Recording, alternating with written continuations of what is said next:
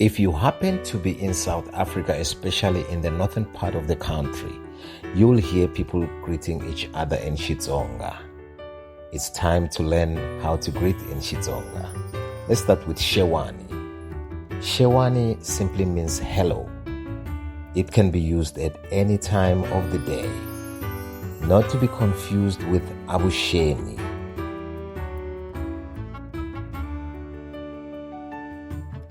Abusheni simply means good morning. It can only be used in the morning. Only in the morning. While Inhlikani simply means good day or good afternoon, and it can be used during the day or in the afternoon.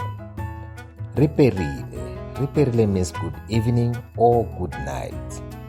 It can only be used in the evening or at night.